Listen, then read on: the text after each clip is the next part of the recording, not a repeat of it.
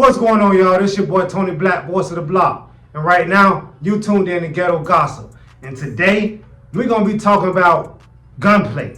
You know, Gunplay was signed to Rick Ross MMG. You know, back in the days, you know. This the dude that had that hot-ass song out with riding around with his Bible on the dash. That's why I roll with the Bible on it. You know what I'm saying? This guy right here, he would catch one. You know what I'm saying? For Rick Ross. Not right now, but back then, you know what I'm saying, this dude was crazy about Rick Ross. Him and Rick Ross grew up since yay high. They met when it was about young boys, probably 8, 15 years old, bro. You know what I'm saying? And from what I'm understanding, bro, it all happened, this fallout, because of money, bro. You know, he felt like he wasn't getting pushed. You know, as hard as Wale was getting pushed, you know, as hard as Meek Mill was getting pushed, but them guys was really, you know what I'm saying, diving in head first. You know, Meek Mill and Wale, they was out there making a name for themselves, not getting in trouble, you know what I'm saying, not, you know what I'm saying, doing things against the law, you know what I'm saying, fucking up their credibility of, you know, being able to be trusted around, you know what I'm saying, certain people. Now this guy right here had to, you know what I'm saying, rob somebody, had to stuck up somebody, bro. You know what I'm saying? And it was on camera, dog. I kind of feel and see why Rick Ross let him go.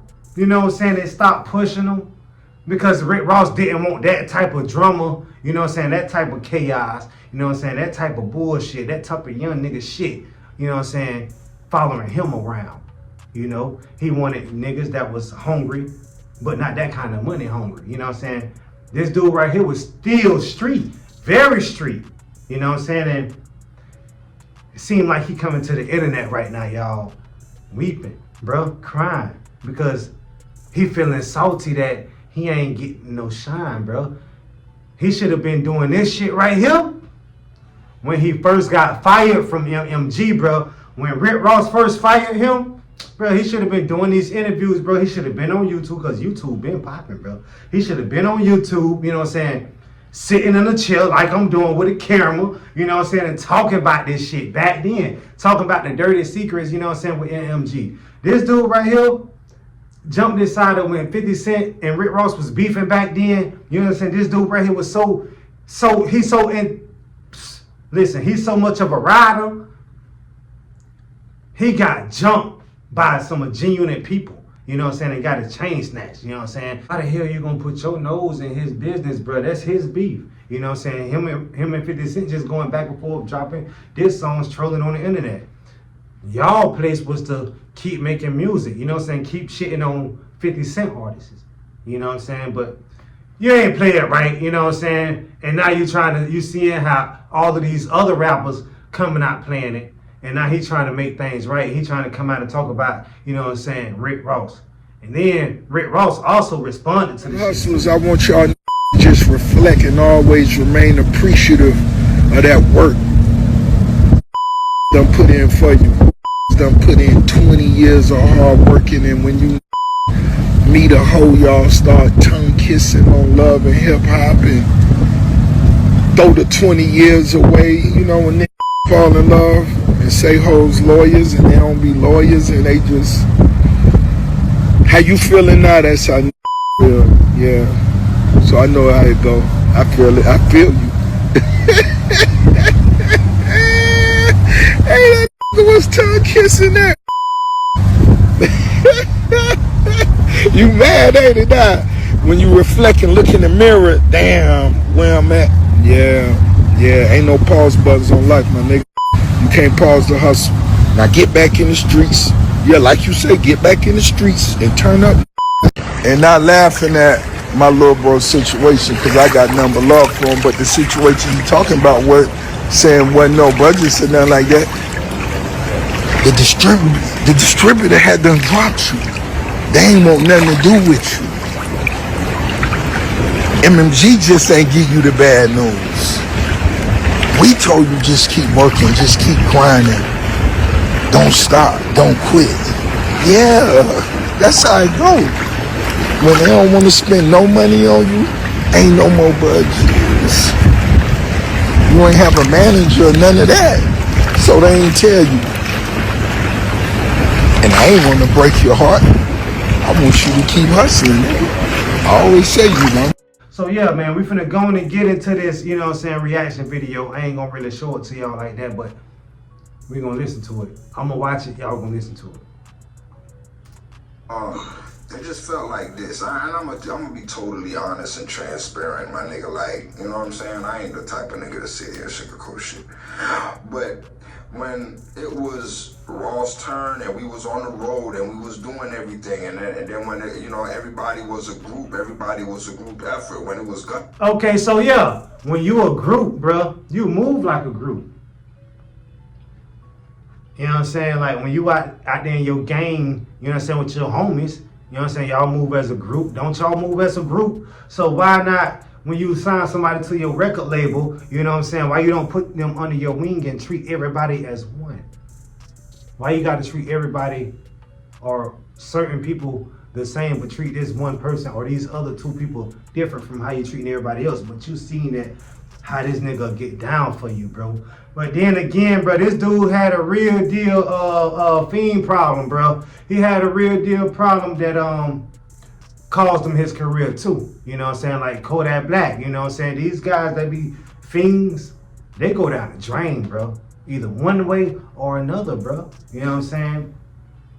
And that's what happened here. Turn, it was crickets. You see what I'm saying? So it's like, it was hard for me. What you want me to do? Nobody's. It wasn't hard for you, bro. Nobody's giving me a budget. Nobody's doing nothing. So what you want me to fucking do? Nigga, what we want you to do, nigga, is get out there, nigga. Stay in the studio, nigga. Don't go out here trying to stick people up, nigga. Don't go out here trying to stick to that Gunplay name, nigga. You know what I'm saying? We wanted you to been grew up back then. You could have stayed wild. You know what I'm saying? Because people like that you being wild. You could have kept that same energy, bro. Just not been doing that shit in the streets, bro. That's what fucked you up, bro. That's what we wanted you to do. You should have kept making hits, bro. Kept putting out that shit, you know what I'm saying, to make the streets, you know what I'm saying, feed into you, nigga. Make them listen to you, nigga. Make them forget about, you know what I'm saying, Meat Mill and Wale, nigga. That's what you were supposed to do. Am I right or wrong, y'all? Y'all talk to me in the comment section, bro. He fucked it up for himself. What would you like me? What would you like me to do? Do more? Do more? Give another hit record and do more and never get no money? And go independent. What you want me to see is go back in these streets and go ahead and tap these pockets, right? Like I have to do. And that's what you did. You know what I'm saying? So why is you talking about that shit like that shit cool? You know what I'm saying? You served your little time for that, bro. You insane, bro. You know what I'm saying? You shouldn't have did that shit back then, you know what I'm saying? And you should have thought, you know what I'm saying, of your decisions back then, instead of trying to think about your decisions now and talk about that shit right now. He thought about that shit right now, bro, and was like, bro, I gotta go and do an interview, bro, and talk about this shit. No, nigga, you should have been thought about that shit way back then, nigga, before you even thought about doing some shit that you did to fuck up your career like you did, bro. That's why you and Rick Ross grew up as Yay High, and he stopped fucking with you, bro. You know what I'm saying? And I think anybody else would do the same thing, bro, if they a boss, bro, and don't want that type of street shit tied to their name. You see what I'm saying? Like this is what I did. This is what I didn't want to do. Right. You see what I'm saying? But since niggas don't understand and niggas want to be, oh, okay, we don't know who Gunplay is. Fuck, nigga, give me that chain. Let me get all that, cause I'm back. You see what I'm saying? That was a little. And when he said, "Fuck, give me that chain," let me show y'all exactly what this dude be having going on, bro, back then, bro. Come on, y'all check this out.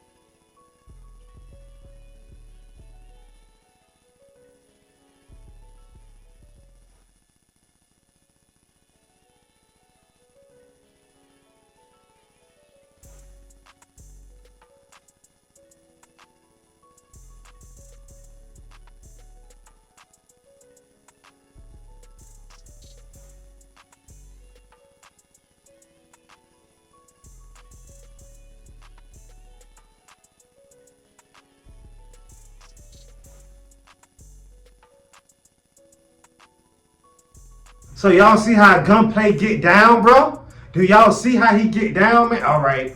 And y'all sitting here saying that this dude need to, you know what I'm saying, shake back. He need to snap back. You know what I'm saying? No. It's too late for that.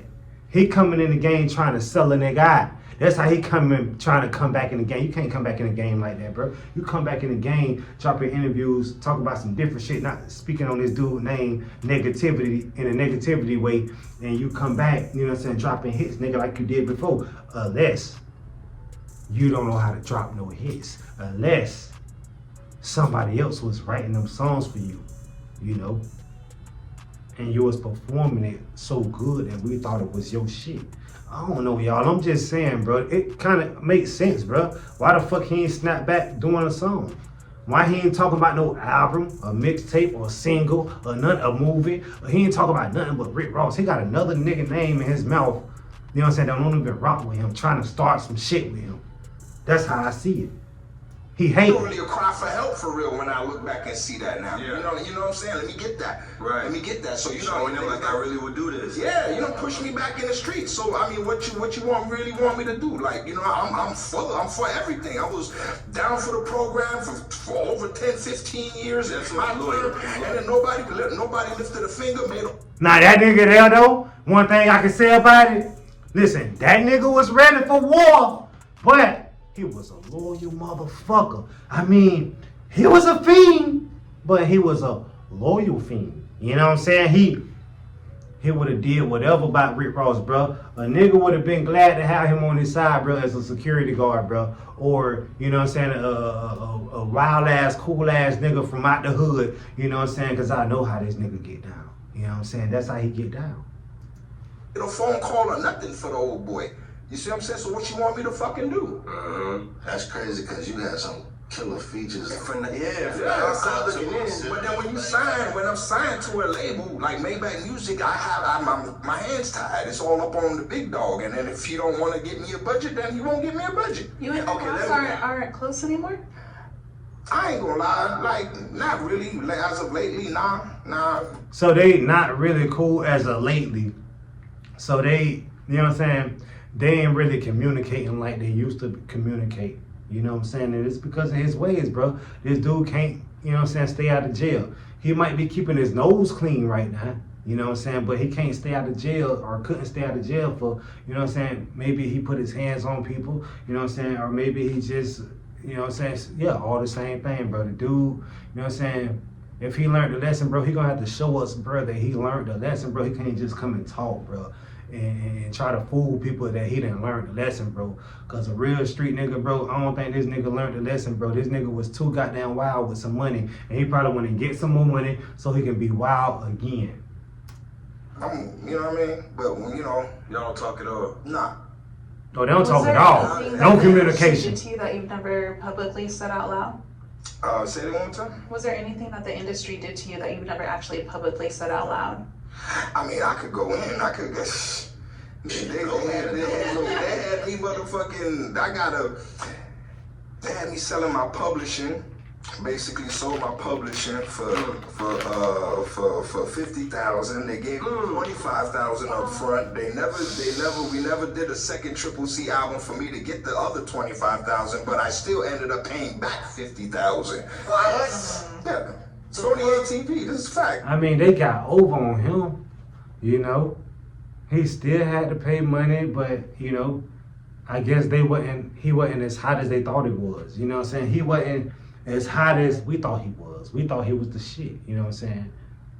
You know why? Because we like that shit when these niggas talk about, you know what I'm saying, that real street shit of what they do. You know what I'm saying? That's why we liked that shit. Meek Mill wasn't talking about stepping on niggas. While they wasn't talking about stepping on niggas.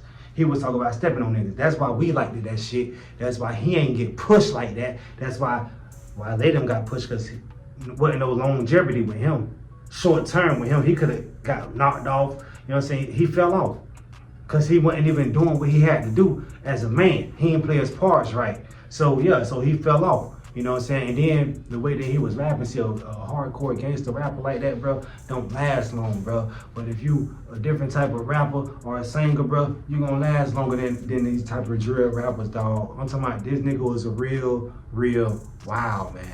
You know what I'm saying? Do y'all think that this dude deserved a second chance, you know what I'm saying, of getting, you know what I'm saying, back with MMG, you know what I'm saying, maybe carrying some of Rick Ross bags, you know what I'm saying, maybe, you know what I'm saying, outside cutting Rick Ross grass or something like that, you know what I'm saying? Or y'all think Rick Ross should make this nigga suffer, man? You know what I'm saying? Remember, these niggas grew up to be like around teenagers time, bro.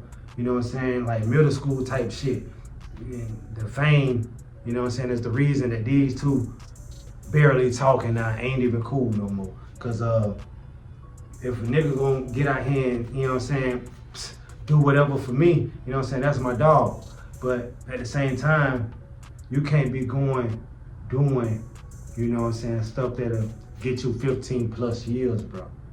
At the same time, you can't be doing that shit, bro. This your boy Tony Blackman, voice of the block. If y'all fuck with anything that I say, y'all let me know in the comment section, bro. I feel like the nigga right now, Gunplay, hating on Rick Ross. Nigga, if you hating on Rick Ross, go to the other side, nigga. Go fuck with Dog, nigga. You know what I'm saying? Go try to fuck with 50 Cent, nigga. I'm out. Peace.